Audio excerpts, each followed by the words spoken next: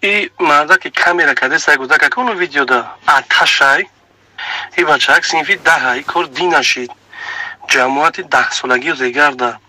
کودک نوست میکشه کودک سینفی 10 آتش میزنه مایی بش میکنه چند روز میزنش برای نوست کشی بعد خونه 600 سو میگیره میگریزه میره بچه خونه امش میرود 3 روز گم میشود بعد امش سنگ میزنه میگه که خیر بچه تا میجه میخیزه میرود عید شنبه میگیرش میارش در ره اونم قشلاقی قشلاق چی بود گیرش شگرکه هم تاری همون بین جماعت 10 سالگی ریگرده همونجا میزنه خیلی مایی بش میکنه در پشت تیکو میبندش اول عید ستوش 2 کیلومتر میکشش یک طرف گرمی رو ساعت 1 عبید امی 2 بسته عبید خلاصی گم میفروره اونمو لینگوش همی بنده 800 متر دیگه میکشش میفروره اینه مظلومی گپا میزنه این طریق کامیراش میکنه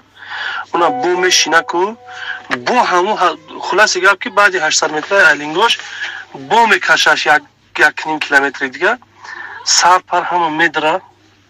پالنی بهش بیاد بار میکنه براش در یک انجام خونه یک گنجور خونهش در میپرتویش خونه خودش در میپرتویش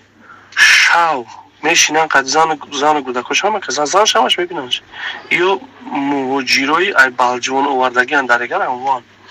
میشینن میخرن ساعت زنش های سینش رفته نمیبینن ساعت 4 شب میخیزن میگه که جون داده است خلاص اگر گودک جون میته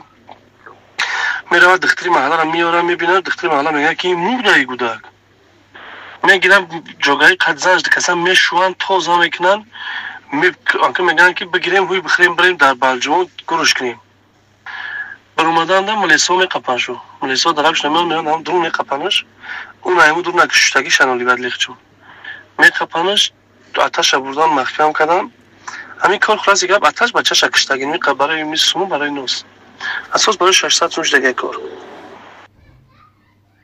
سلام دوستان، سنجش شناسنامه خارجی یعنی که زگرم پاسپورت برای شما مشکل شده است و شما نمیتوانید در کجا چطور بسنجید و ما پیش راه این مشکل شما را گرفتیم. شما اکنون میتوانید در خانه نشسته پاسپورت های خود را بسنجید و جواب درست را بگیرید. تنها با طریق واتساپ با این برادر صحبت کنید. این برادر بر شما چیزی گفت همان کار را بکنید، البته جواب پوره و عمیق به شما روان میکنند و امروزها هم ای کار را رایگان نمی شود کرد، یعنی که اینها حق کاریشان را نیز میگیرند. به شما برای کار